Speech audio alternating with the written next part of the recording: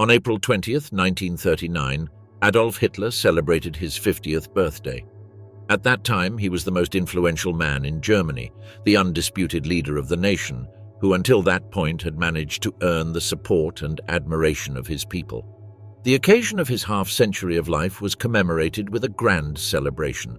The newly completed Chancellery building, designed by the renowned architect Albert Speer, was the setting for a grand event in 1939 to commemorate Adolf Hitler's 50th birthday.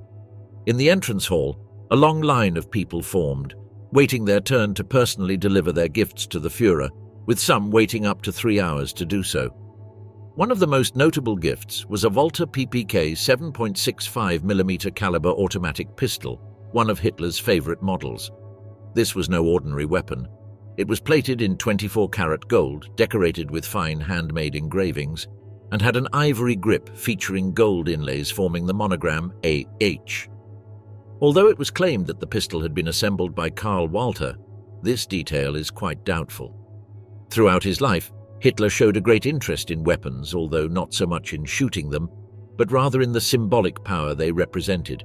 It is known that he always carried a 7.65mm Var PPK concealed in the pocket of his trousers and kept a loaded weapon near him, whether in his bedroom, office, or even the bathroom. The gold Var made its first appearance in 1950 when it was photographed for a catalogue of items to be auctioned. However, after an investigation by the Kansas police, the weapon was withdrawn from the auction and disappeared again. In 1966, the pistol resurfaced at an auction in Cleveland, where it was quickly acquired by Andrew Wright, who kept it in his possession for more than 20 years. Finally, the weapon was sold to a private collector for a record sum, becoming one of the most expensive war pistols ever auctioned. Today, it is estimated to be worth over $4 million. The hidden treasures of the Third Reich, Hitler's personal objects. A desk globe, taken as a souvenir by an American soldier from Adolf Hitler's residence in 1945, was auctioned for $115,000, according to an auction house in San Francisco. John Bassamian, a 91-year-old veteran, explained that he took the globe from the Berghof residence, located in Obersalzberg, Germany, while serving in the United States Army. He decided to sell the item this year due to his advanced age. Robert Pritikin, a 78-year-old former advertising executive and friend of Bassamian, purchased the globe for $100,000 and had to pay an additional 15% fee to the auction house, raising the total price to $115,000. According to Matthew Davis, Pritikin's assistant, the purchase involved a historic item connected to one of the most notorious figures in history. "It's something Hitler actually used and studied," Davis emphasized. Peter Allmeyer Beck, a globe expert from the International Coronelli Society, commented that the globe itself did not have great historical value, but its connection to Hitler was what drove up its price. Without that association, the price would have been much lower, noted Allmeyer Beck, April 1945. As Soviet forces bombarded Berlin with unstoppable fury, crumbling the city under a rain of iron and fire, an overwhelmed Hitler struggled to organize non-existent armies from an underground bunker, 8 meters below ground, protected by a 4-meter-thick concrete roof. Recently, a red Bakelite telephone used by Hitler to issue his orders, a Siemens model featuring a swastika eagle on the back, was auctioned for €229,000 to an anonymous buyer. At the same time in Berlin, the exhibition Hitler and the Germans, the first of its kind since the end of the Nazi regime, attracted such a number of visitors that organizers were forced to extend it due to its success. It is undeniable that objects from the Nazi era arouse remarkable interest, even among those who are ideologically distant from that period. The trade in Nazi memorabilia has become increasingly popular and accessible, with prices ranging from simple uniform buttons, available online for just €1, to a Mercedes owned by Hitler that was bought by a Russian millionaire for $6 million. The most experienced collector of Nazi objects is a British man named Kevin Wheatcroft, who proudly claims to have slept in Hitler's bed, although he clarifies that the mattress was replaced. This successful construction entrepreneur began his collection with a steel helmet that his father, a World War II veteran, brought back as a souvenir from the conflict. Today, Kevin Wheatcroft's collection occupies several warehouses where he stores large pieces such as tanks, more than 50 busts of Hitler, and even the door, tiles and window grille from the cell that the future Fura occupied at Landsberg prison after his failed coup in Munich in 1923. It was during this imprisonment that Hitler took the opportunity to write Mein Kampf. Wheatcroft recalls, "I knew they were going to renovate the prison building where Hitler had been, and I didn't hesitate. I went to Munich, waited for the workers to go out for lunch at a nearby tavern, invited them to a round of beer. I repeated the invitation for a few days, and in the end I came back home with the door, the window grille, and a few floor tiles from Hitler's cell." One of the most outstanding Hitlerian trophies in Wheatcroft's collection is a rusty bottle rack he salvaged in 1989 from the ruins of the Berghof, Hitler's alpine residence. His action was fraught with risk, as at that time in Germany, any type of Nazi memorabilia was prohibited, which could have earned him a conviction. Something similar happened with several Spaniards who got into trouble simply by raising their arm to hail a taxi. In fact, in 1953, the Bavarian government dynamited the ruins of the Berghof to prevent them from becoming a shrine for neo-Nazis. The trade in Nazi souvenirs has existed for a long time. Just walking through any European flea market, one can find iron crosses or SS daggers sold for just a few euros. Most of these items are replicas, which explains their low cost and abundance. However, in recent years, the market for Nazi objects has experienced a boom, with the appearance of items that seem to be authentic. This phenomenon has a clear explanation. Allied soldiers used to collect war trophies during their service. Many of them returned home with backpacks full of these souvenirs.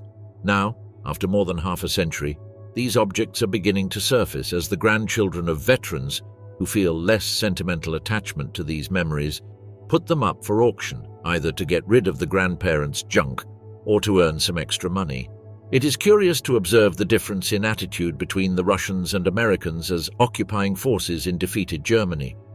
While the Americans, coming from a country with a high standard of living and access to consumer goods, were attracted to ceremonial trophies and luxury items that the Nazis had produced in large quantity, the Russians, mostly illiterate peasants from impoverished villages, tended to loot simpler, everyday items like watches, shoes, cameras, and kitchen utensils.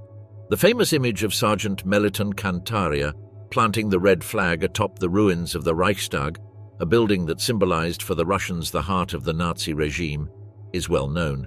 In the original photograph, which was staged, one could see his companion wearing a wristwatch on each wrist, revealing his role as a looter. Upon realizing this, the photo was retouched so that only one watch appeared. The historic flag seen in that image is now reverently displayed in a showcase at the Central Museum of the Armed Forces of Russia. Additionally, the camera with which war photographer Yevgeny Kaldai took the photo, a Leica 3, was auctioned in 2014 in Hong Kong. Hitler's alpine residence is becoming a notable source of Nazi memorabilia, with objects of great interest to collectors. Among the most curious souvenirs are a pair of Eva Braun's silk panties, Hitler's lover and wife, which were auctioned for €3,300. These lilac-coloured panties, with a small bow at the waist and Eva's embroidered initials, were part of a lot of souvenirs acquired by an American soldier from the 101st Airborne Division, which occupied the residence after the fall of the Nazi regime. It is likely that many of these objects came from trades for food conducted by the impoverished local population between the abandonment of the SS garrison and the arrival of American forces. Still on the subject of the intimate clothing of Third Reich figures, a notable item includes a pair of silk underpants that belonged to Hermann Göring, the powerful minister of the Air Force and close associate of Hitler. With an impressive waist measurement of 114 centimeters, the underpants suggest that Göring had lost some weight in the final months of the war. This item, like others in the collection, was acquired by Dr. John K. Latimer, a famous doctor who took advantage of his role as physician to the Nazi leaders to gather trophies during the Nuremberg trials. The auction, titled Hitler and the Nazi Leaders, A Vision of Evil, was organized in an attempt to appease Jewish organizations protesting the event. Göring's underpants reached the sum of €3,000 and were purchased by an anonymous buyer from Argentina, who also bid on other items, including a Hitler jacket that sold for €275,000. Another interesting piece from this collection was a leather device designed to hide a small pistol in the trousers, apparently belonging to Hitler himself. Blondie, the Führer's loyal dog. Hitler was a great animal lover, especially of dogs, and he was known for his affectionate treatment of them. During the Third Reich, he had several dogs, but his favorite was a German shepherd named Blondie. According to several of his closest collaborators, the Führer loved this dog more than Eva Braun herself. Over the years, he is estimated to have had at least 10 different dogs, all of whom were considered an important part of his personal life. To understand when Blondie and Hitler first met, we must go back to 1941. That year, Martin Bormann, a loyal collaborator of Hitler due to his skills in accounting and his role as director of the National Socialist German Workers' Party, gave him a gift that would leave a lasting mark on the Nazi leader. The gift was a female German shepherd who quickly won his affection. Without hesitation, Hitler decided to name her Blondie, a name that roughly translates to Blondie. From the moment Hitler first saw his new German shepherd, he established a deep bond with her, something uncommon in his relationship with animals. In general, the dictator had peculiar preferences when it came to animals. He considered horses to be clumsy, disliked bulldogs and boxers, and avoided creatures such as turtles, chickens, or fallow deer. His aversion to cats was well known, and he generally preferred large dogs, which contrasted with the small dogs he had previously owned. His true fascination with German shepherds began in 1921 when he received one as a gift. According to various documents from the time, Hitler lived a relatively calm life in the following years of the war, accompanied by his dog Blondie. Despite the intense fighting on the Eastern Front during Operation Barbarossa and the battles his troops waged in Africa against the British, the Führer always found time to relax at his Berghof residence in the Bavarian Alps, enjoying tea and spending time with his close associates or playing with his dog. His house, situated on a beautiful cliff, was a place of pleasure for both him and Eva Braun, whom he had met in 1929. During those days, Hitler often shared long breakfasts with Eva Braun, where delicacies such as bread, tea, cocoa, coffee, orange juice, biscuits and butter were served, a luxury during the war due to its scarcity. While it might not seem like much today, it was an exclusive feast for the top officials of the Nazi regime. Meals were also special occasions, where those who endured the leader's constant criticisms could enjoy some of the best meats available in the region. Hitler was known for his extreme meticulousness during meals. He would become irritated by any minor mistake, such as a napkin placed incorrectly or a misplaced utensil. His obsession with food preparation was equally notable, and he did not hesitate to cause problems for his guests if something did not meet his strict requirements.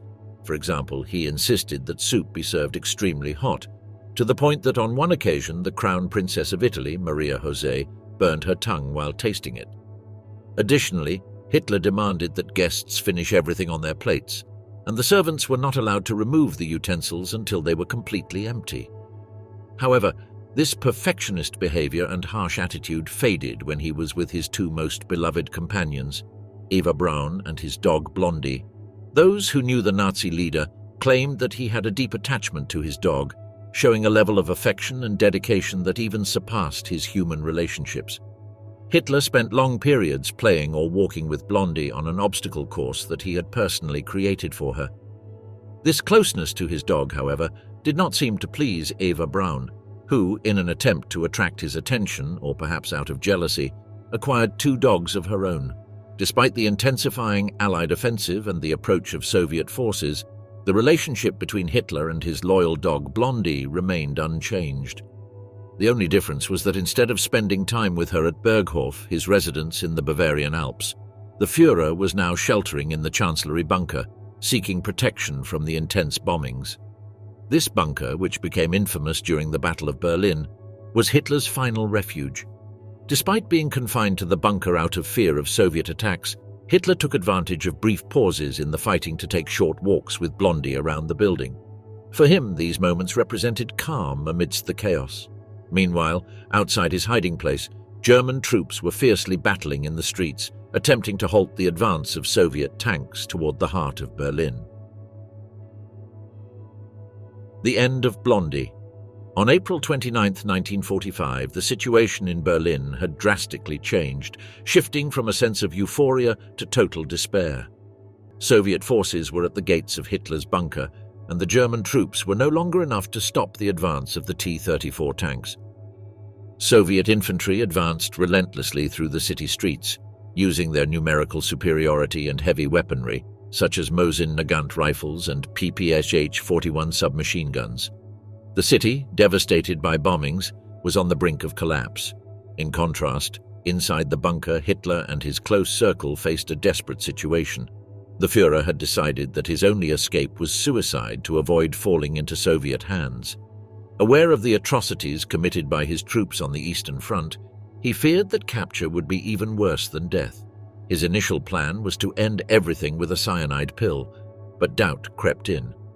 Hitler suspected that his doctors might have tampered with the capsules, fearing that instead of killing him, they would merely put him into a temporary coma, leaving him at the mercy of his enemies. Distrusting those around him, Hitler ordered the bunker's surgeon to test the poison on Blondie, his beloved dog, before risking taking it himself. Despite giving his consent, suspicion remained. As a result, the surgeon was replaced by Professor Hasse, who administered the poison to Blondie, causing her death. Despite the deep affection Hitler had for his pet, the sacrifice was deemed necessary to ensure the poison's effectiveness.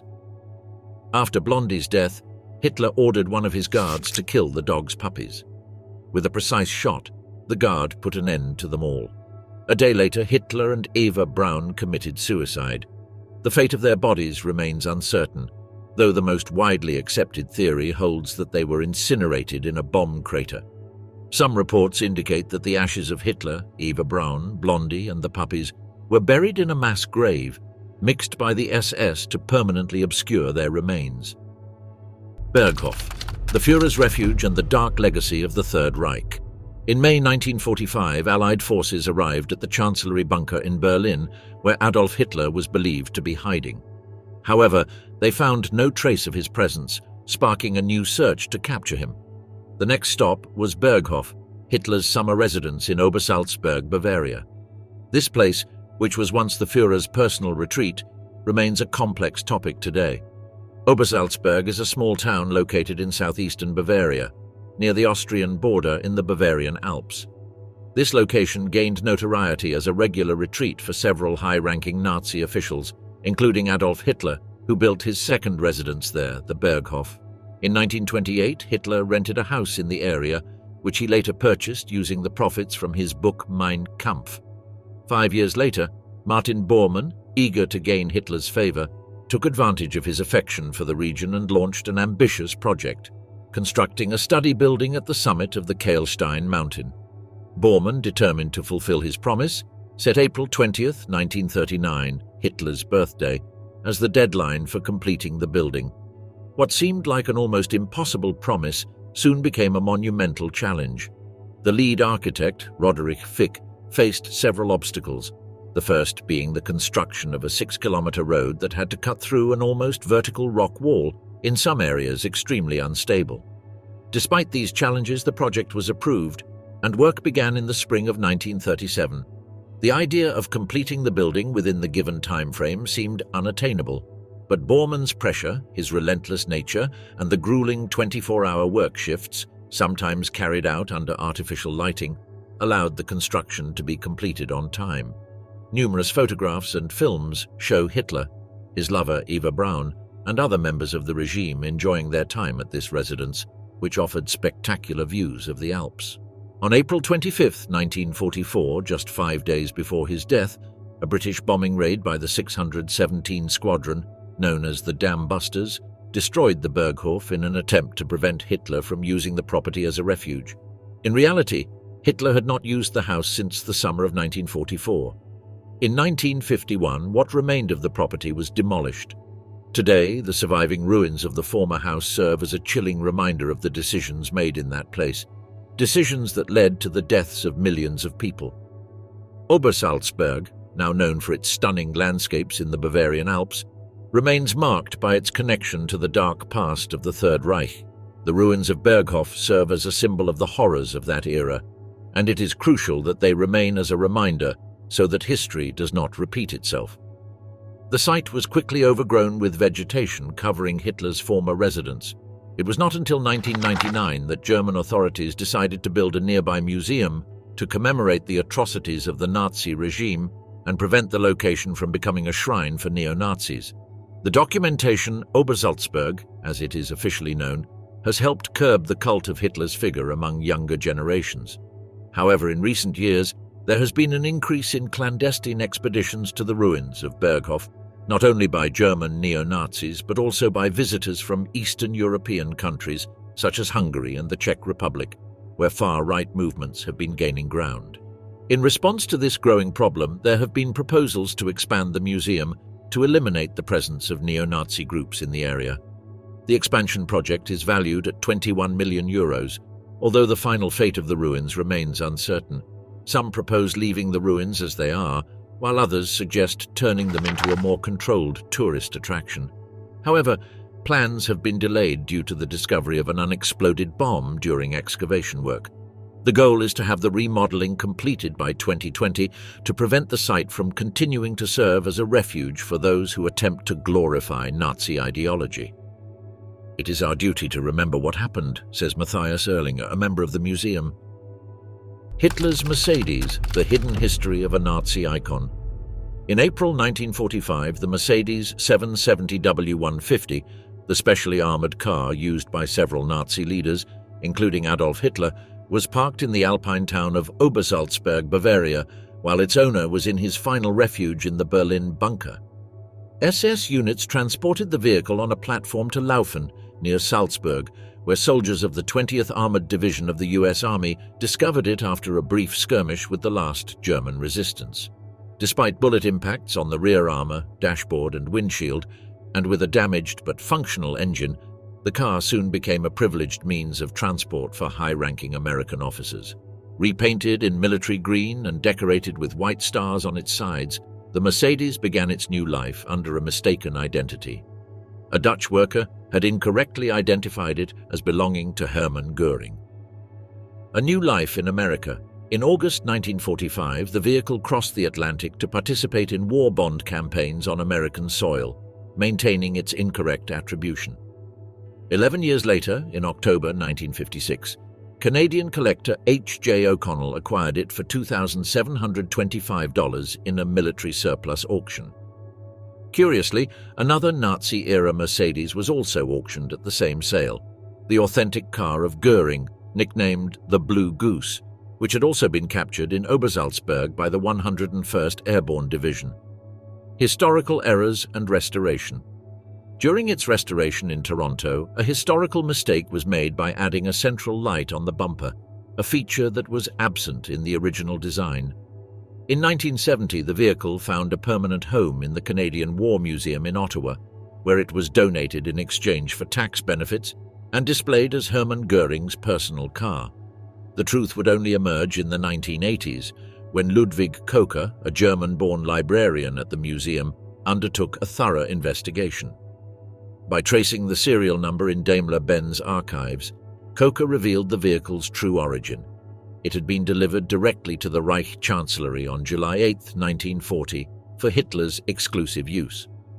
Revealing the truth. This 1982 revelation not only corrected decades of mistaken attribution, but also transformed the artifact's perception, increasing both its historical value and the controversy surrounding its exhibition. Meanwhile, Göring's real car, the Blue Goose, continued its own path through history.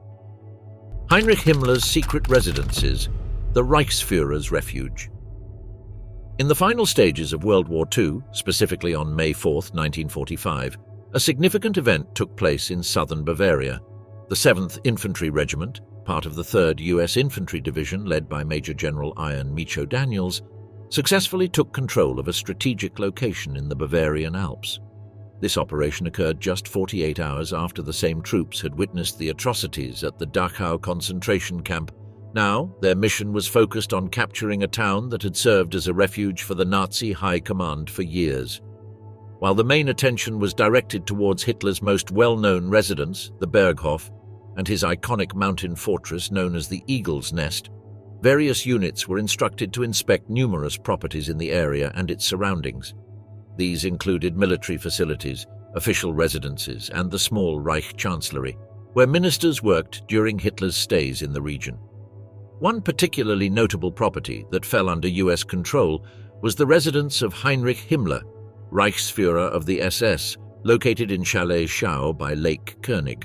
This was one of two properties belonging to Himmler in Bavaria that were captured by US forces in the final days of the conflict. The other residence, located near Munich, had been Himmler's primary family home until his separation from his wife Margareta in 1940. Subsequently, in 1941, Himmler began a relationship with Hedwig Pothast, who had previously worked as his secretary. After the marital split, an unusual domestic arrangement took shape in Himmler's life. His legal wife and daughter continued to reside at the family home in Thahn, in the southern outskirts of Munich.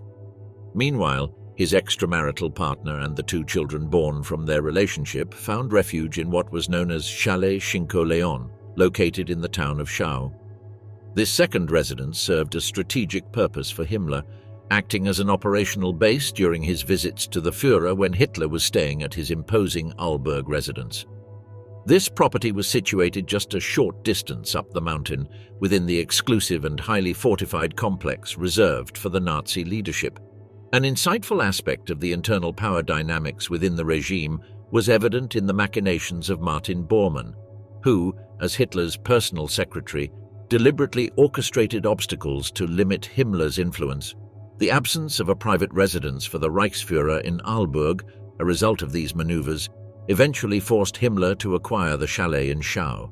Previously, he had been compelled to stay in residences belonging to other Nazi officials, a situation that presented considerable inconveniences and potentially compromised his security.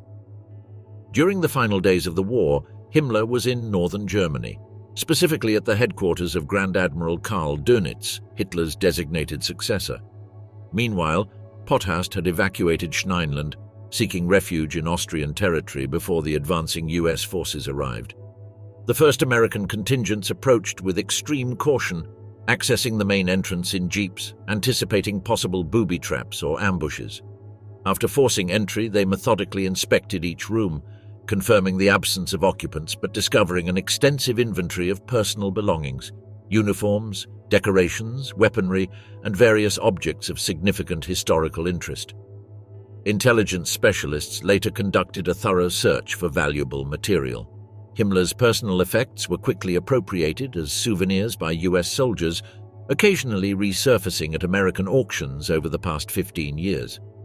A notable example is a hunting rifle that allegedly belonged to Hedwig Pothast, given to her as a gift by Himmler himself, which was recently auctioned in the United States.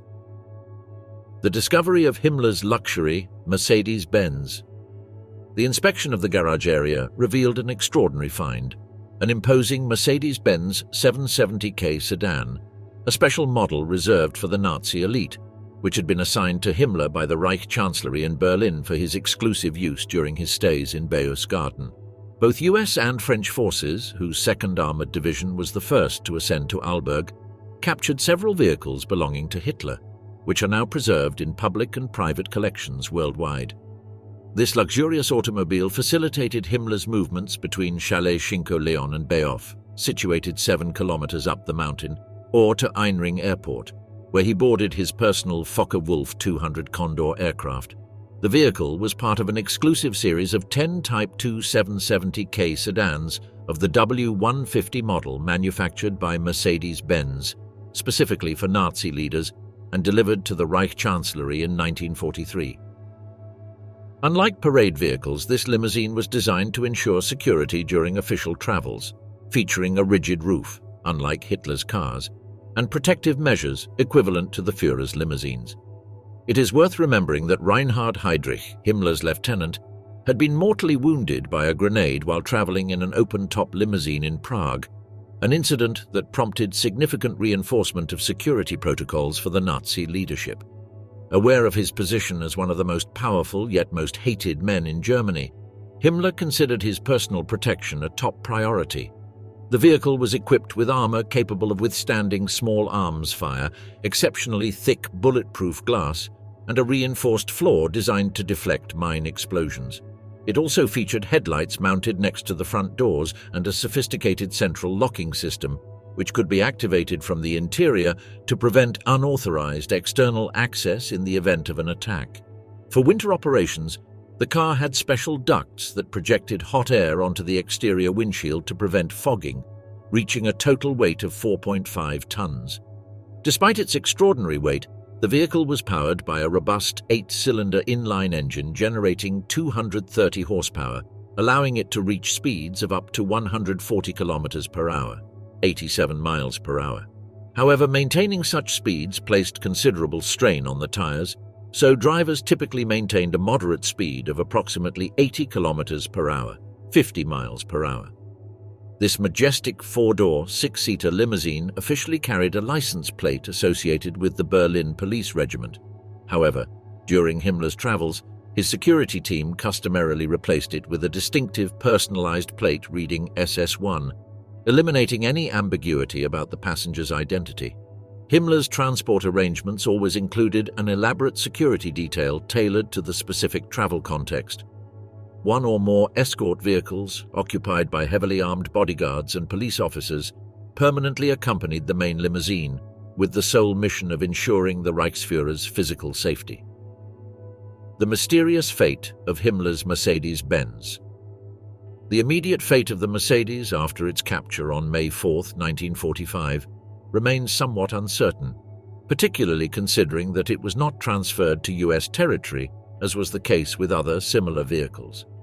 A plausible hypothesis suggests that it was incorporated into the official vehicle fleet of the US Army used for transporting high-ranking officers, following a common practice with numerous cars confiscated from the Nazi leadership. Today, this extraordinary Mercedes 770K is exhibited at the Alo and Technik Museum in Sinsheim, Germany, sharing space with two of Hitler's imposing ceremonial automobiles. It stands as both a fascinating relic of Himmler's regime and an exceptionally valuable and rare piece within the world's automotive heritage.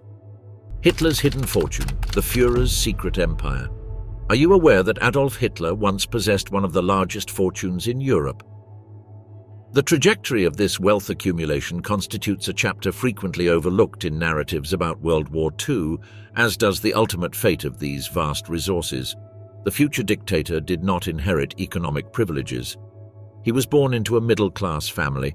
His father, a customs officer in the Austro-Hungarian Empire, provided the family with modest but respectable financial stability, characteristic of the lower middle class.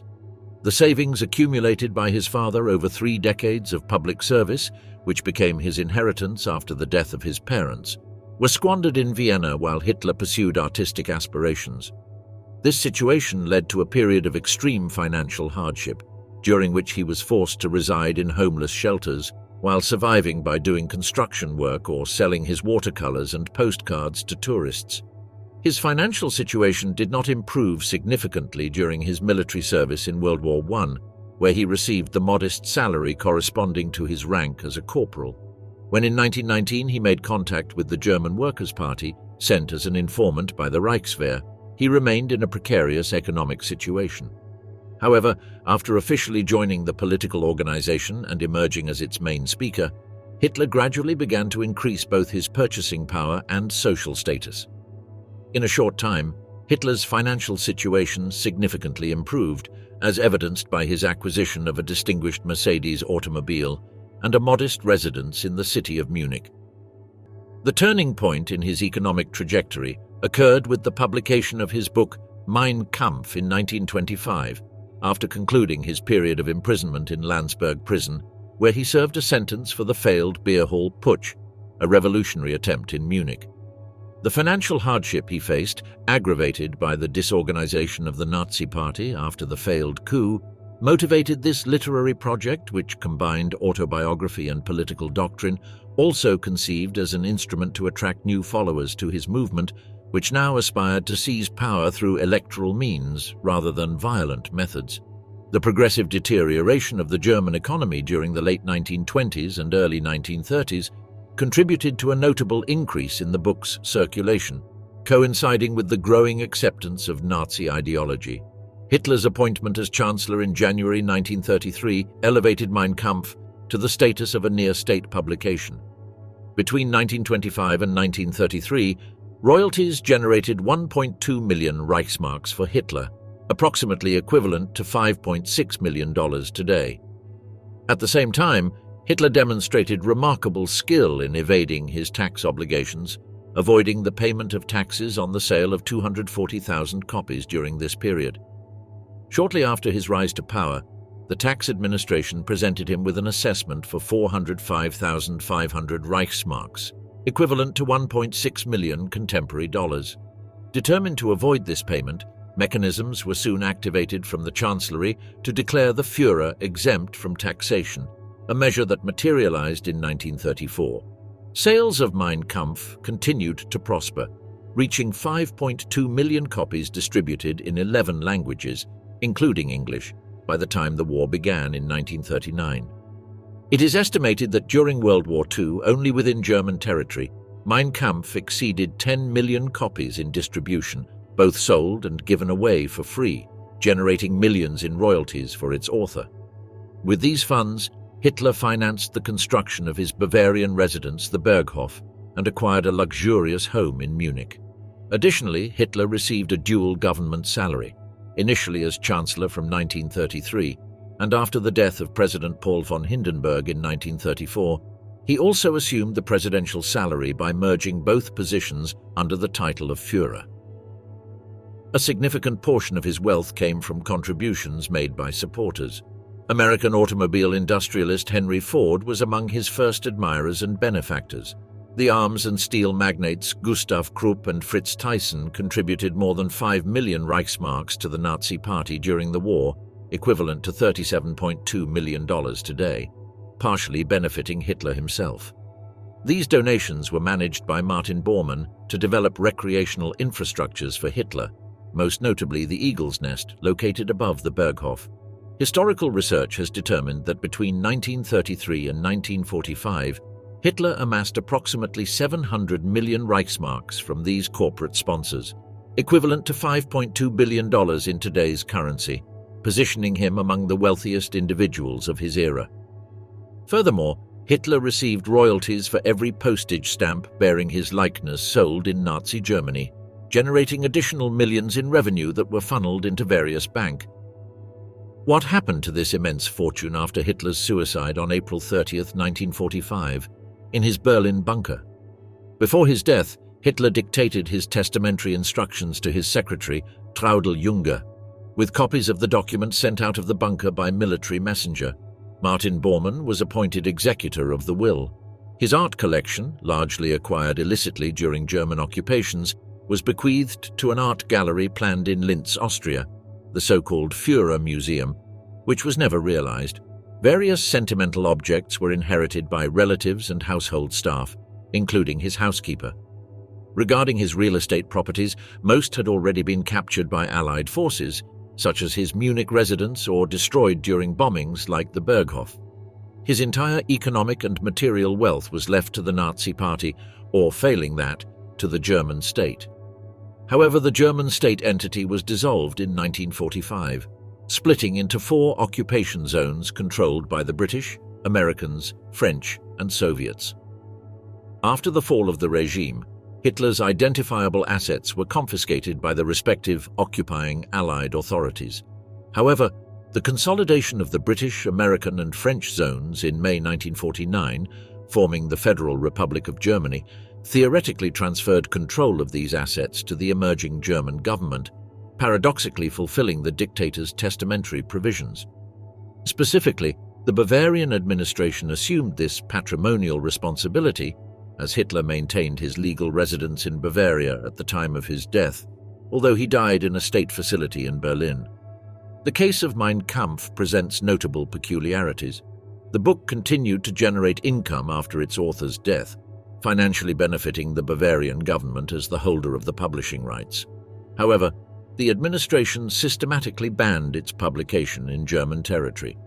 Regarding international rights, When Hitler declared hostilities against the United States in 1941, American authorities seized the royalties under the Trading with the Enemy Act. By 1945, these funds had reached $255,000, later funneled into aid organizations for war refugees. That same year, the publishing house Houghton Mifflin acquired the American rights to Mein Kampf from the U.S. Office of Alien Property for $37,000.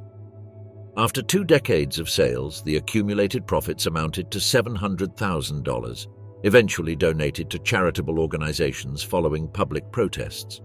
In Britain, the publication was banned from 1945 to 1969. After this period, various publishers unsuccessfully attempted to donate the revenues generated to charitable institutions, facing widespread rejection. Certain international royalties were transferred to Bavaria, which discreetly distributed them among philanthropic organizations. However, in 2016, the work entered the public domain, being immediately reprinted in Germany and regaining bestseller status.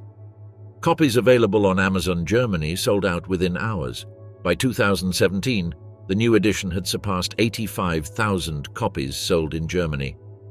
Hitler's vast fortune ultimately fell under the administration of the Bavarian state, dissipating as an independent financial entity. Consequently, no significant fund remains in banking institutions that could be claimed by potential relatives of the dictator or other interested parties. That immense fortune has completely vanished into state coffers. The lost houses of the Reich, the fate of the Nazis' residences, the Fura bunker, the underground bunker where Adolf Hitler spent his final days, met a fate marked by destruction, oblivion, and the fear of becoming a neo-Nazi shrine. Built in the final years of World War II as part of the Reich Chancellery's underground complex in Berlin, the bunker was the stage for the ultimate collapse of the Third Reich. After the fall of Berlin, the bunker was taken by the Red Army. The Soviets inspected the structure and conducted an investigation into Hitler's remains, which were later transferred to Moscow. Although the bunker remained partially intact, the area was bombed and looted. During the Cold War, when Berlin was divided, the site fell under the control of the German Democratic Republic, GDR. The communist government feared that the Fura bunker would become a pilgrimage site for Nazi sympathizers, so in 1947 they attempted to destroy it with explosives. However, its thick walls largely withstood the blast. In the following decades, the area was urbanized, and in the 1980s, with the construction of residential buildings in East Berlin, the remnants of the bunker were covered once again. After German reunification in 1990, the government decided neither to reconstruct nor to preserve it, but to seal it off completely. Today, the site where the Fura bunker once stood is a parking lot surrounded by apartment buildings. Only a discreet informational plaque, installed in 2006, indicates that the shelter where the Nazi regime met its end once existed there, avoiding any glorification of the place and consigning it to modern historical oblivion. Carinhal. Hermann Göring's Lost Palace Carinhal, the majestic residence of Hermann Göring, was one of the most ostentatious symbols of Nazi power. Located in the Schorfheide forest north of Berlin, this imposing mansion was built in honor of Göring's first wife, Karin, and became both a hunting lodge and a private museum, where the Reichsmarschall amassed a vast collection of looted art. Over the years, Carinhal grew into one of the most luxurious residences of the Third Reich, featuring vast gardens, opulent halls, and an underground bunker to protect its valuable treasures. However, in 1945, as Germany's defeat became imminent and the Red Army advanced toward Berlin, Göring decided to destroy his own residence to prevent it from falling into Soviet hands. In April 1945, he ordered a Luftwaffe unit to place explosives in Carinhal and blow it up before retreating to Bavaria. The mansion was reduced to ruins, and its valuable art collection was transported to various hiding places, though many pieces disappeared or were recovered by the Allies. After the war, Carinhal's remains were looted by Soviet soldiers and local residents searching for valuables. In the 1950s, the East German government finished dismantling the ruins, and over time, nature reclaimed the land. Today, only fragments of the foundations and scattered remains among the trees survive, with no monument to commemorate its past. Borgens residence. The forgotten retreat of Nazi propaganda near Berlin, approximately 15 kilometers north of the German capital, stands a little-known architectural relic of the Third Reich. Villa Borgens, located beside a tranquil lake near Wandlitz, represents a historical anomaly, having survived relatively intact to this day. This property was a special gift for Joseph Goebbels on his 39th birthday, personally commissioned by Hitler. The 2.3 million Reichsmarks required for its construction came from the Berlin City Council and the UFA Film Studios. Construction began in 1936 and was completed in 1939, turning the mansion into a retreat for Goebbels, his wife Magda, and their 6 children. Spanning an impressive 17 hectares, the complex included not only the main 70-room residence but also auxiliary structures, such as facilities for the Reich Security Service, RSD, and garages, including a special garage for Goebbels' luxurious Mercedes 540K. The villa served multiple functions. It was a family retreat, but it also acted as a nerve center for political meetings and social events of the Nazi regime. Hitler himself visited the property on multiple occasions. A passionate film enthusiast, Goebbels had a private screening room built inside the mansion, along with spacious reception halls. The estate was also the backdrop for Goebbels' scandalous personal life, as he used his influence over the German film industry to engage in numerous extramarital affairs. At the same time, he used this secluded refuge to compose some of his most infamous propaganda speeches, which would shape the Nazi regime's communication strategy. The uncertain fate of Borgens, a problematic historical legacy. As the aerial threat over Berlin intensified during World War II, defensive underground facilities were built near the Borgens residence to protect Joseph Goebbels' family and close collaborators. Although Soviet forces attempted to demolish these structures after the Allied victory, numerous tunnels and underground passages have survived to the present day. The most surprising aspect of this property is the preservation of its interiors.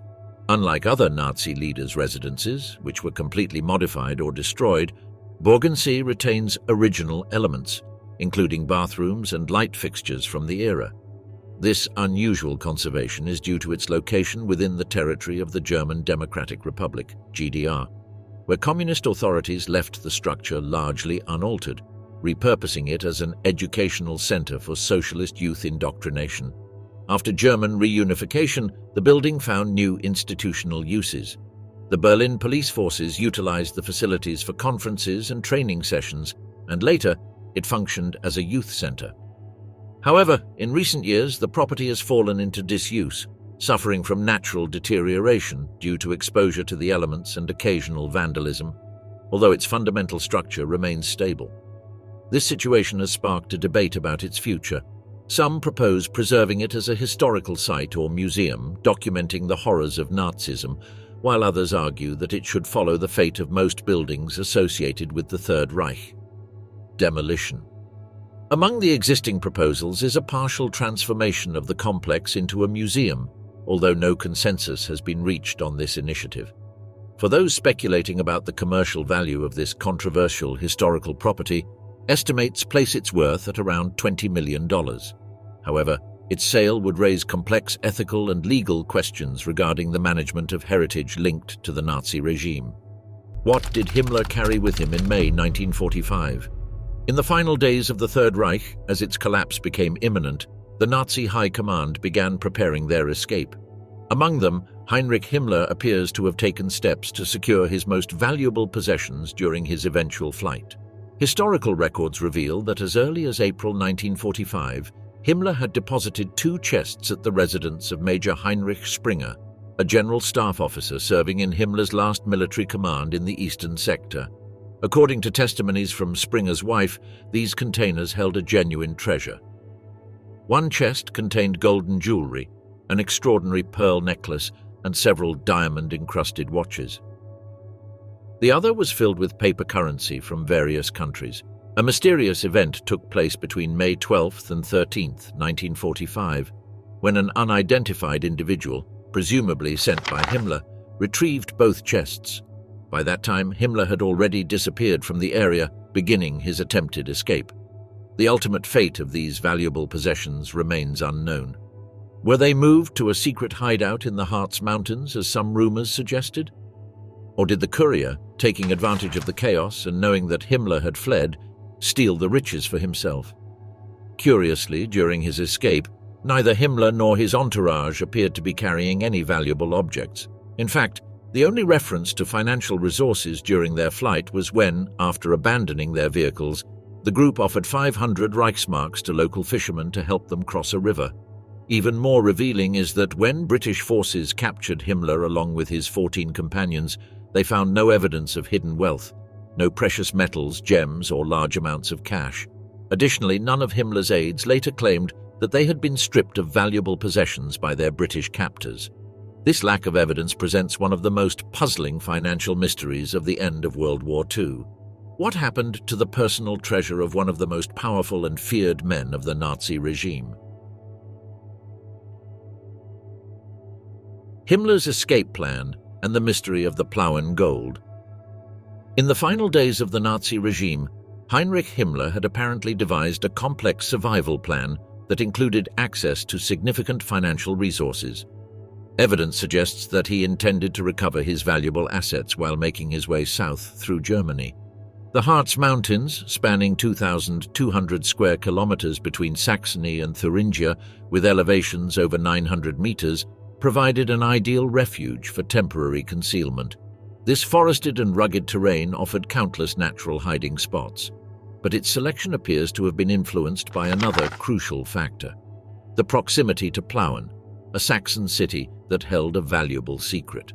A revealing document discovered in 2015 in the US National Archives confirmed that Himmler had ordered the creation of a clandestine vault in the Plauen post office. This deposit, established under Himmler's direct orders in April 1944, contained approximately 900 kilograms of gold and various foreign currencies, demonstrating his financial foresight in anticipation of a potential defeat. The fall of Plauen and the lost Nazi gold Plauen, heavily damaged by Allied bombings, fell under US control on April 16, 1945. As the head of the SS, Himmler was undoubtedly aware of this situation and the fact that Plauen had been designated for future Soviet occupation under inter-Allied agreements. These territorial partition plans had been discovered by the Germans after capturing Allied maps during the Battle of the Bulge in the winter of 1944-45, causing deep concern among the Reich's leadership. A crucial detail is that US forces did not locate the gold vault until April 26, 11 days after capturing the city. By the time Himmler fled to the Harz Mountains in mid-May 1945, he likely did not know the fate of his treasure, as communications with Plauen had been severed due to the American occupation. This elaborate system of financial reserves reflects Himmler's meticulous planning to ensure his survival and retain some influence in a post-Nazi scenario, plans that were ultimately thwarted by his capture and subsequent suicide. Was Plauen's gold just one piece of a larger escape network? Historical records suggest that Heinrich Himmler developed a detailed escape plan as the Third Reich collapsed. The gold reserve in Plauen may have been only one component of a much broader financial network, whose full documentation may still remain undiscovered in unexamined archives. Several key elements indicate a highly calculated strategy. 1. Lieutenant Colonel Grottmann provided a detailed account of Himmler's initial escape plans, suggesting a structured operation. 1. The official confirmation of Plauen's gold deposit, clearly intended as a contingency fund for critical situations. 2. The strategic location of this treasure, which aligned perfectly with a planned escape corridor towards the Alps, reinforcing the hypothesis that it was an integral part of a long-term escape plan.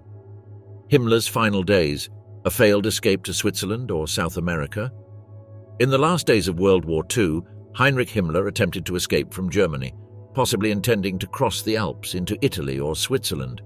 His route south has long remained a mystery, but new findings suggest that he planned to retrieve a massive gold cache in Plauen before continuing his escape. In April 1945, Himmler ordered 900 kilograms of gold and foreign currencies to be hidden in the vault of Plauen's post office. However, when US troops captured the city on April 16th, access to the gold was cut off. It wasn't until April 26th that a special US Army unit called Task Force Fischer finally recovered the treasure. The gold included US dollars, Swiss francs, Dutch guilders, and Norwegian krone, with an estimated current value of $49.6 million. If Grottmann's theory is accurate, Himmler had planned to hide in the Harz Mountains while a trusted subordinate attempted to retrieve part of the gold. Then, using false identities, his group would have fled to the port of Genoa, where many Nazis escaped to South America or Syria. However, his plan failed. Himmler was captured by the British and died under mysterious circumstances. The Plauen gold, which personally belonged to Himmler, vanished without him ever using it, becoming yet another unsolved enigma of the Third Reich's final days.